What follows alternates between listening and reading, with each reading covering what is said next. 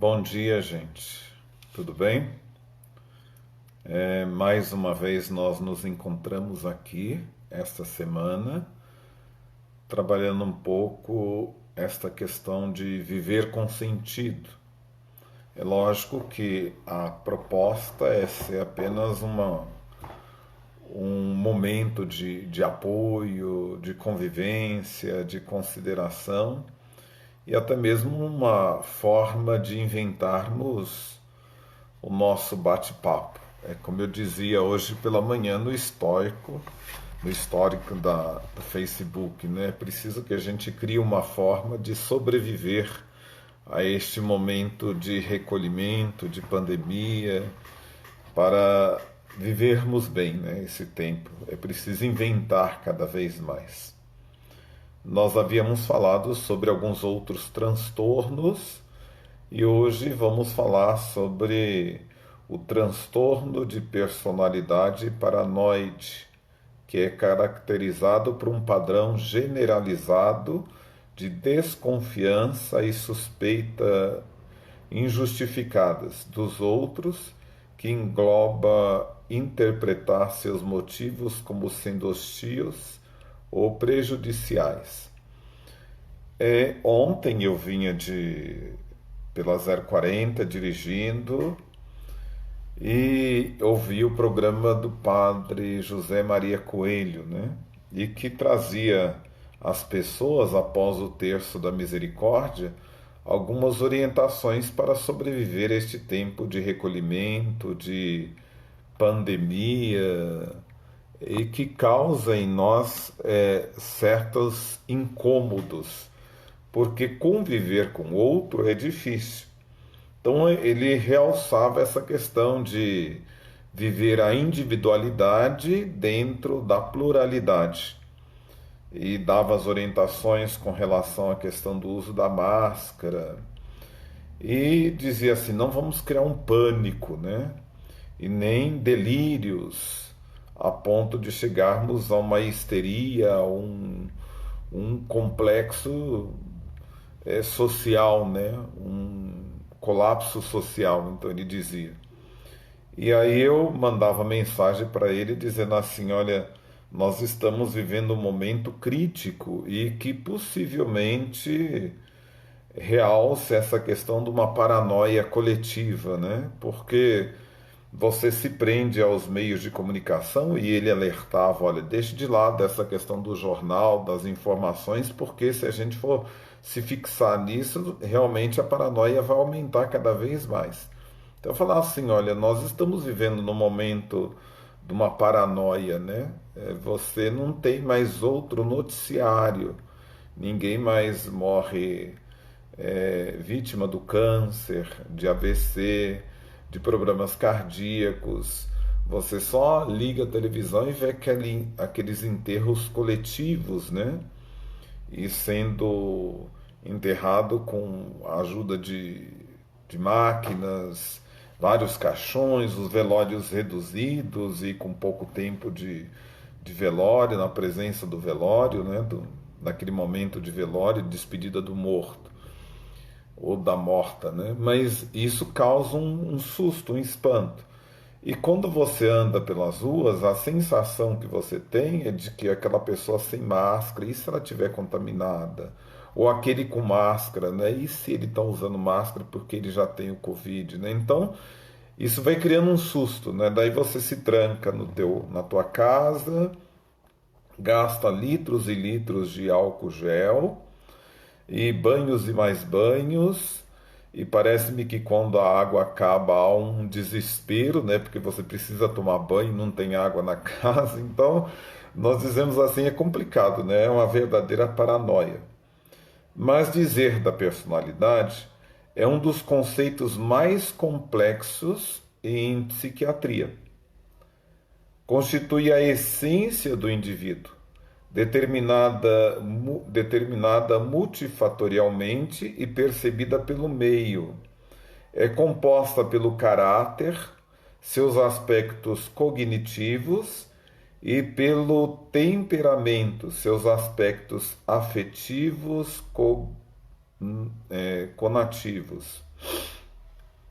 e pelo temperamento, né? Transtorno de personalidade são variações extremas da normalidade, causando prejuízo no funcionamento do indivíduo, má adaptação social e sofrimento subjetivo. Para muitos, o transtorno de personalidade não existe, devendo-se eliminar o conceito por ser teoricamente insatisfatório, confuso na prática e cientificamente nocivo.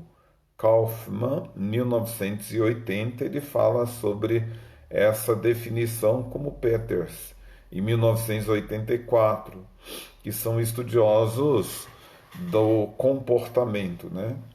Mas é preciso saber que o transtorno de personalidade, além de multifatorial e com muitas definições e com muitas classificações, há o transtorno de personalidade paranoide. Pode ser definido como entidade patológica distinta, que independe da cultura e do grupo em que o indivíduo está inserido, envolvendo um estilo global de pensar, sentir ou relacionar-se com os outros de forma rígida e invariável. Constitui maneira de ser do indivíduo egocintônica, caracterizada por desconfiança e suspeita persistentes em relação a outrem, interpretando motivações e ações de outros indivíduos como malevolamente. Então, são algumas definições de alguns teóricos e que, a princípio, são confusas. Mas daí nós vamos destrinchar, né? A personalidade paranoide já havia sido descrita por Kraepelin em 1915, designando indivíduos e constituindo característica pré-mórbida na paranoia. Kurt, em sua classificação sistemática das personalidades psicopáticas, descreveu um tipo de psicopata, o fanático, caracterizado pela supervalorização de certos complexos, ou seja, ideias ou motivações que, em virtude de sua exagerada acentuação afetiva, adquiriam posição dominante, uma preponderância tirânica sobre o psiquismo. Haveria fanáticos ativos, lutadores e fanáticos silenciosos, dissimulados. É interessante assinalar que o próprio Schneider evitou o termo psicopata paranoide, pois o principal nesses psicopatas seria a supervalorização de complexos e não a propensão à autorreferência. A respeito disso, cabe salientar que a classificação de Schneider foi criticada por definições pouco esclarecedoras. Ao psicopata fanático corresponde o transtorno de personalidade paranoide nas nosologias atuais. A existência de traços paranoides na sua personalidade indica que provavelmente a desconfiança, a suspeição face aos outros são características centrais que interferem no seu modo de pensar, sentir e naturalmente de agir. Por consequente, de forma persistente, tende a interpretar as intenções e ações dos outros como ameaçadoras, sendo difícil adaptar outras. Uma desconfiança tão patente de outro pode igualmente ser considerada na esquizofrenia, e as duas características compartilham de sintomas similares, tais como a retirada de outro e a preferência do isolamento. Contudo, os povos com transtorno de personalidade paranoide não sofrem geralmente da alucinação, uma característica-chave da esquizofrenia. Explicações alternativas para os seus comportamentos. Os indivíduos com transtornos supõem que as outras pessoas os exploram, prejudicam ou enganam, ainda que não exista qualquer evidência apoiando esta ideia. Então, nós dizemos assim, olha, de que na esquizofrenia há alucinações. Na paranoia não há alucinações, há suspeitas, né, que a pessoa faça isso, faça aquilo, há certa desconfiança. Eles suspeitam com base em poucas ou nenhuma evidência que os outros estão conspirando contra eles e que poderão atacá-los subitamente, a qualquer momento e sem qualquer razão. Esses indivíduos costumam acreditar que foram profunda e irreversivelmente prejudicados por outras pessoas, mesmo que para tal não existam evidências objetivas. Eles preocupam-se com dúvidas infundadas quanto à lealdade e confiabilidade de seus amigos ou colegas, cujas ações são minuciosamente examinadas em busca de evidências de intenções hostis. É interessante, vocês podem dar uma olhada num filme chamado Paranoia. A pessoa fica com essas ideias persecutórias, né? A pessoa fica cismada constantemente. E isso causa certa dificuldade para o convívio social. Constantemente a pessoa desconfia de tudo e de todos, né? Sem fundamentos. E sempre eu acredito assim, de que elas estejam com baixa estima, né? Ninguém me ama, ninguém me quer, ninguém me ouve, está todo mundo contra mim. Então, são pessoas que vivem essa realidade. E aí, então, ela vai ter dificuldade de convivência no meio social, até na vida da família, na vida da comunidade. Eu me recordo, certa vez, um adolescente, ele tinha essa postura, né? Ao nascer a irmã mais nova, então vira e volta ele aparecia na sessão chorando e dizendo de que os pais não o amavam, não queria mais, e por coisas pequenas. E às vezes eu dizia assim, mas como que você sabe que teus pais não te amam? Não, eu sei, eu ainda vou provar para o Senhor. Eu falei, não, para mim você não precisa provar nada, né? Mas é preciso que você consiga colocar o pé na realidade e perceber o que realmente é uma paranoia, né? Lógico que eu não falei nesses termos, né? O que realmente é realidade. Então, muitas das paranoias são frutos da nossa cabeça, né? Frutos da nossa imaginação, né?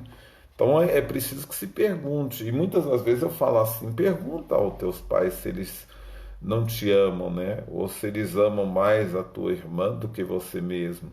Talvez você foi se criando pelo cuidado que eles devem dar à criança recém-nascida e diferente do cuidado que eles dão a você, e que você já teve esse cuidado também.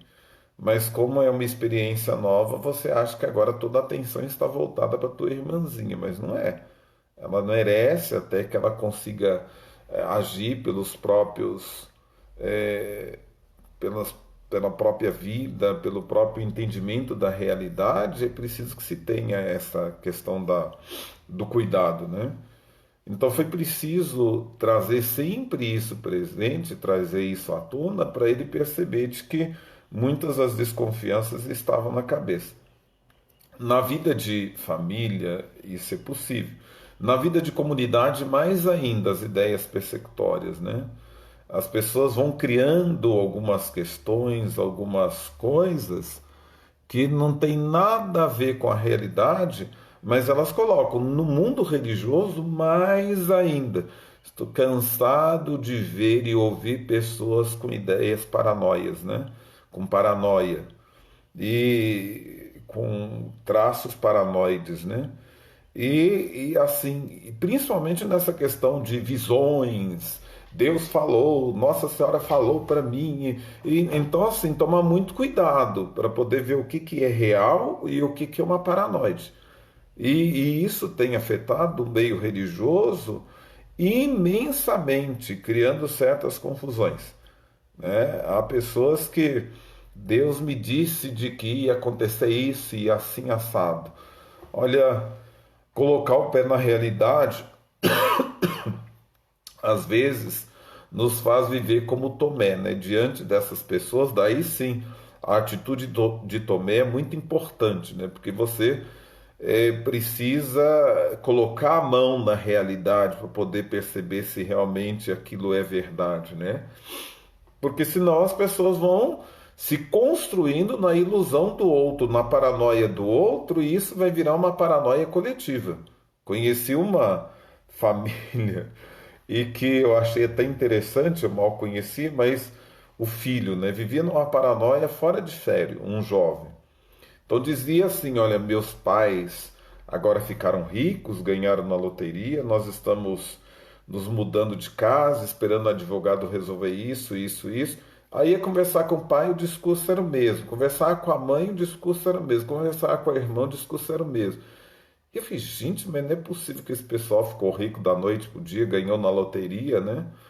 E está aqui vivendo dessa forma e sempre o discurso que o advogado estava fazendo, dando encaminhamento nas compras e em tudo que eles faziam, né?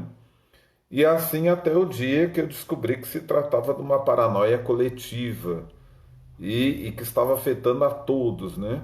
Eles nunca ficaram ricos, nunca ganharam na loteria, nunca o advogado estava mexendo com alguma, mas isso afetou, da onde veio, não sei, mas afetou toda a família, né? Na vida da comunidade isso faz um grande estrago, porque há muitas pessoas fracas, né? E que caem completamente nesse discurso. Achei muito bonito, certa vez, o programa do Drauzio Varela dizendo justamente dessas paranoias que afetam o mundo religioso, né? E que geralmente começa pelas pessoas mais fracas emotivamente ou emocionalmente, né? E que deixam se ludibriar por essas questões. Então, falando assim, olha, tomar muito cuidado. Os indivíduos com esse transtorno relutam em ter confiança ou intimidade com outras pessoas, pelo medo de que as informações que compartilham sejam usadas contra eles. Eles podem recusar-se a responder a perguntas pessoais, afirmando que as informações não são da conta de ninguém. Então, eu falo que é difícil lidar com o comportamento paranoide, né? Eles leem significados ocultos, humilhantes e ameaçadores em comentários ou observações benignas.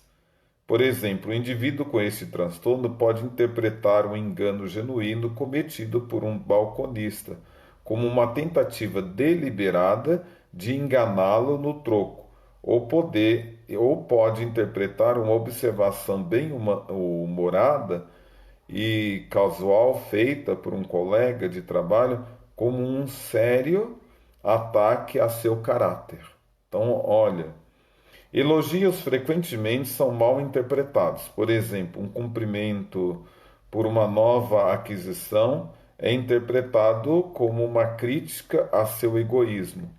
Um elogio por uma conquista é interpretado como uma tentativa de forçá-lo a um desempenho maior e melhor.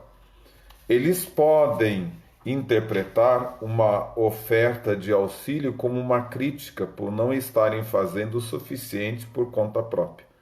Então, os indivíduos com esse transtorno guardam rancores, olha aí, os rancores persistentes, e relutam em perdoar os insultos, ofensas ou deslizes dos quais pensam ter sido vítimas.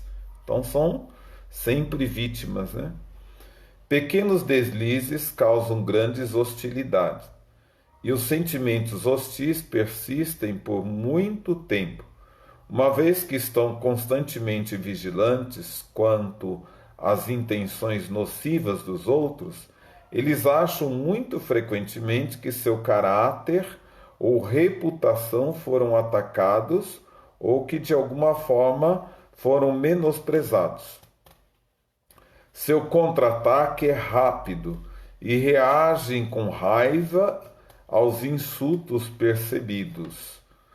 Os indivíduos com este transtorno podem ser patologicamente ciumentos, frequentemente suspeitando da fidelidade de seu cônjuge ou parceiro sexual, sem qualquer justificativa adequada.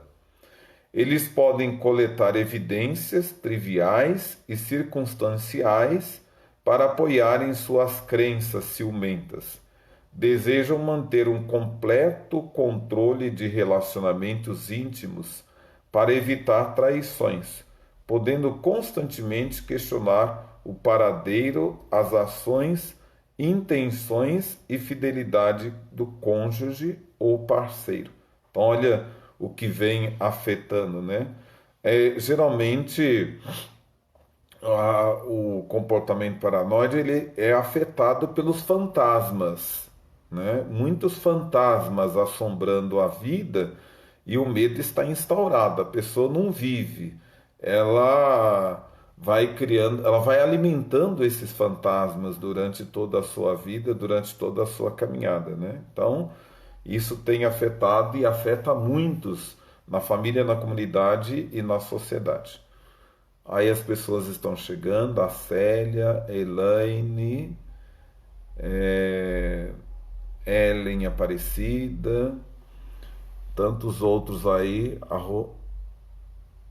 a Maura, a Rose, que Deus abençoe aí. Nós estamos falando sobre o comportamento paranoide. Bom, uns pontos importantes. Uma vez que a pessoa com transtorno de personalidade paranoide suspeita que outras pessoas estão planejando explorá-la, enganá-la ou prejudicá-la, ela está sempre atenta a possíveis insultos, ofensas ou ameaças.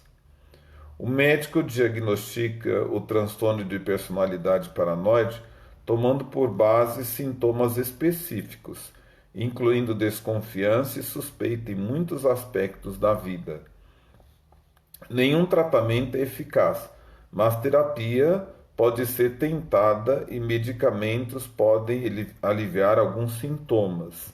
Então é interessante, porque é na terapia de que você vai ajudar fulano a colocar o pé na realidade. Se a pessoa não colocar o pé na realidade, ela vai sofrer, porque ela vai criando esses traços, né? Todo mundo contra ela, todo mundo perseguindo, e não há uma consistência de tudo isso. E o interessante de que a pessoa com transtorno de personalidade paranoide, ele tem um argumento, ele tem um discurso convincente a ponto de provar para o outro que aquilo é real.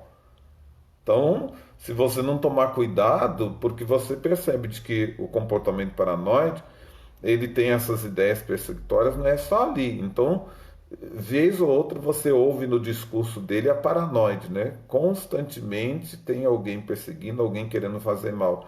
Não é só num campo da vida, em todos os espaços da vida há esse comportamento paranoide, né? Então você fala assim, bom, então estou vendo de que a pessoa sempre tem alguém perseguindo, sempre tem alguém querendo fazer mal, ela sofre desse transtorno paranoide. Assim, a pessoa com personalidade paranoide vê como ameaças a sua pessoa e integridade, qualquer indivíduo, família ou desconhecido, não permitindo-se confiar em mais ninguém. A paranoia e desconfiança é permanente em quem sofre desse transtorno. Por essa razão, esses indivíduos costumam ter atitudes defensivas e até mesmo agressivas perante aos demais. Então, na verdade, quando se sente atacado, a única forma de se defender é também atacando. Com o tempo, a pessoa que possui tal transtorno passará a não perdoar mais ofensas, devolvendo o mesmo, antecipando-se aos insultos. A prática frequente deste comportamento no meio social tende a isolá-la cada vez mais. Quando assim se manifesta, a personalidade paranoide cria uma resistência às demais pessoas, bloqueando-a dos meios externos e criando uma barreira interna emocional e psíquica. Todo o espaço lá fora é hostil e malévolo, portanto deve ser evitado ou combatido. A sua proteção é a defesa contra esses possíveis danos, que quase que chega a uma loucura, né? Porque a pessoa constantemente ela vai se construindo na sua defesa. E às vezes as construções dela são construções tão irreais, tão fora do contexto, de que você fala assim, está ali uma pessoa completamente transtornada, né? Nos relacionamentos, as pessoas com esse tipo de transtorno não confiam mais em seus parceiros e nem compartilham mais assuntos em comum. Então elas vão se fechando. Como lidar com o transtorno, né? Não é possível prevenir o transtorno de personalidade paranoide, infelizmente. Na maioria das vezes, as pessoas que possuem transtorno de personalidade paranoide chegam a não perceber em si mesmas o problema, inclusive não tendo nenhum tipo de desconforto. Dessa forma, a família e as pessoas mais próximas poderão buscar a ajuda de um psicólogo, até perceberem o problema e o prejuízo que isso causa na vida do indivíduo e de quem o rodeia. E neste caso, o tratamento adequado poderá satisfazer a pessoa, a fim de evitar uma aceleração no transtorno. Quando você se depara com essa pessoa com transtorno paranoide, você vê de que ela cria uma certa confusão no contexto social e na vida, de que é preciso que alguém faça alguma coisa. Ações muito diretas, às vezes, vai fazer com que você também seja visto como uma pessoa não muito aceitável, né, do paranoide, não muito quista, né? Então, é preciso que você tenha uma maneira sutil de entrar nesse contexto e tentar sinalizar ou perceber para que a pessoa possa buscar ajuda, né? Eu falo assim de que em alguns grupos mais fechados de pastoral, de movimentos, você vê muitos comportamentos, muitos transtornos de personalidade paranoide, né? E isso até que a pessoa acorde para a realidade. Me recordo que eu falei isso em várias palestras, vários grupos, e uma vez convidado para poder falar sobre esse transtorno num grupo da Renovação Carismática. Não só uma vez, mas por várias vezes fui falar sobre isso, né? Não que isso afetasse esse grupo, mas o pessoal pediu que eu fosse falar para que eles conseguissem identificar em outras pessoas, em outros elementos, outras pessoas que gostavam ou gostariam de fazer parte desse pequeno grupo, né? Então que eles conseguissem direcionar, ajudar essas pessoas, né, paranoicas. Na vida de comunidade, geralmente eu tenho as minhas intervenções sutis, mas de maneira que a pessoa consiga perceber, porque há muitas pessoas com grandes preocupações e ações que vêm a prejudicar o grupo. As preocupações dela estão completamente fora do contexto, mas ela não consegue enxergar aquele grupo, né? Então acaba atrapalhando. Uma das terapias possíveis é a comportamental, que pode ajudar a tratar especificamente o transtorno de personalidade paranoide, né? Bem como as demais disfunções. Uma das primeiras partes do processo é o estabelecimento de um elo de ligação que a pessoa pode ter, construindo com confiança e familiaridade, proporcionando assim o fortalecimento de laços, relações, emoções bloqueadas e tendo uma mente cada vez mais assertiva. o diagnóstico diferencial, né?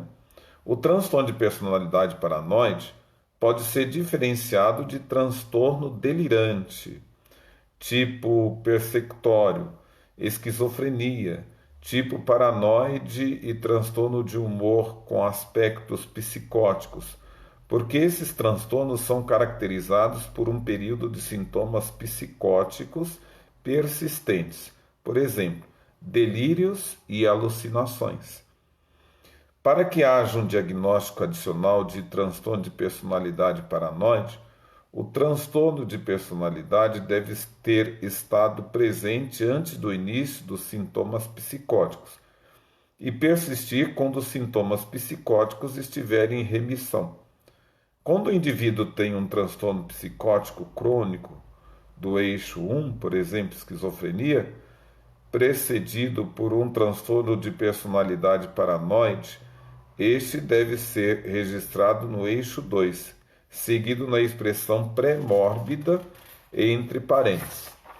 O transtorno de personalidade paranoide deve ser diferenciado de uma alteração da personalidade devido a uma condição médica geral, na qual os traços emergem devido aos efeitos fisiológicos diretos de uma condição médica geral sobre o sistema nervoso central. Então, falar assim, olha, as diferenciações que devem existir quando se trata dessa questão do transtorno de personalidade paranoide, né? Que senão as pessoas fazem confusão e por muitas vezes a gente fala assim, fulano é paranoico, fulano é paranoico. As pessoas falam isso sem saber o que estão dizendo, né?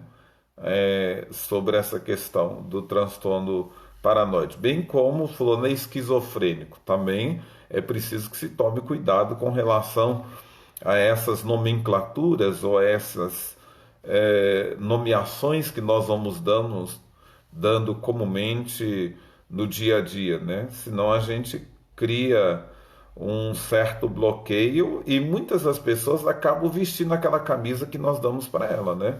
Por várias vezes eu abri a porta do consultório e eu vim aqui porque eu sou esquizofrênico. Quem disse isso? As pessoas me chamam de esquizofrênico, as pessoas... Não, calma aí. Não vista aquela carapuça nem aquela camisa que as pessoas estão te dando, né? Tente buscar se entender e se conhecer. Bom, ele também deve ser distinguido de sintomas que podem desenvolver-se em associação com o uso crônico de substância. Por exemplo, transtorno relacionado à cocaína, sem outra especificação.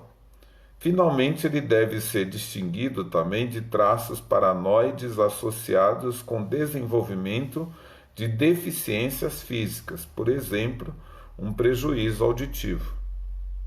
Outros transtornos da personalidade podem ser confundidos com transtorno da personalidade paranoide, por terem certas características em comum.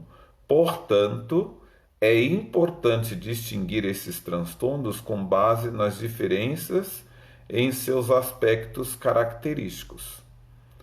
Entretanto, se o indivíduo tem características de personalidade que satisfazem os critérios para um ou mais transtornos de personalidade, além do transtorno da personalidade paranoide, todos podem ser diagnosticados. O transtorno de personalidade paranoide e o transtorno de personalidade esquizotípica compartilham os traços de desconfiança, distanciamento interpessoal e ideação paranoide. Mas o transtorno de personalidade esquizotípica também inclui sintomas tais como pensamento mágico, experiências perspectivas incomuns e pensamento e discurso esquisitos. Os indivíduos com comportamento que satisfazem os critérios para o transtorno de personalidade esquizoide frequentemente são percebidos como estranhos, excêntricos, frios e distantes, mas geralmente não possuem ideação paranoide proeminente. Então a gente fala assim, olha, os excêntricos, estranhos, esquisitos, cada um tem um pouquinho de tudo isso daí. mas às vezes isso é acentuado em uma única pessoa e que você percebe que ela faz parte lá dentro daquele contexto, daquele espaço que você sobrevive. Então a gente fala assim, olha, quantas pessoas excêntricas que nós já encontramos dentro do espaço da comunidade e que às vezes causam um rebuliço dentro da vida da comunidade, como se eles fossem o centro do mundo. Então falar assim, olha, eis aí a grande dificuldade, né, desses estranhos, excêntricos, geralmente distantes do contexto familiar, social e da família, né? E mas que não possui ideação paranoide, mas que tem aí a personalidade esquizoide, né? A tendência dos indivíduos com transtorno de personalidade paranoide a reagir com raiva a estímulos menores também é visto nos transtornos de personalidade borderline e histriônica, esse transtorno de personalidade histriônica. Entretanto, esses transtornos não estão associados necessariamente com desconfianças evasivas, né? Olha, interessante. Eu me recordo quando, dando aula no curso de extensão, nós fizemos e trabalhamos com vários testes, né? E sempre aparecia alguns transtornos e o pessoal ficava desesperado, né? E a gente passou a estudar cada um deles desse curso de extensão em psicologia pastoral. E que foi excelente. Falar assim que o pessoal aprendeu muito, gostou muito, diz que foi excelente. E eu falo que também para mim foi uma verdadeira escola, né? E que ajudou muita gente, bem como me ajudou. Mas interessante que você vai percebendo várias questões, e no curso eu achava interessante o pessoal, na minha comunidade tem isso. Não, na minha comunidade tem esse sujeito assim, que se assemelha com isso daí. Não, lá em casa tem fulano que é assim. Não, eu me pareço com isso daí. Então, é interessante porque eu falo assim, é estudando, se deparando com essas personalidades, que nós vamos nos enxergando. E isso não é só para que nós sejamos nomeados, né, diagnosticados, mas é uma forma da gente perceber de que, olha, eu acho que nessa parte da minha personalidade eu preciso de uma ajuda que eu não dou conta. Então, isso te ajuda a viver bem e a viver com sentido, né? Quando você consegue se perceber e perceber o outro, porque ao perceber o outro, você vai tentar lidar com o outro à maneira daquele transtorno que ele traz. Há alguns que você precisa ser mais enérgico e taxativo e mostrar de que ele precisa se enxergar. E muitas das vezes ele não aceita, ele te ataca e às vezes, como forma de te prejudicar, ele acaba colocando a culpa toda em você, né? Como se ele estivesse em sã consciência, bem perfeito, tranquilo. Então ele joga a culpa em você para continuar vivendo dessa maneira histriônica, dessa maneira de esquiva, dessa maneira esquizoide, paranoide que ele está vivendo, que ela está vivendo, né? Então, são os mecanismos de defesa que a gente percebe, né?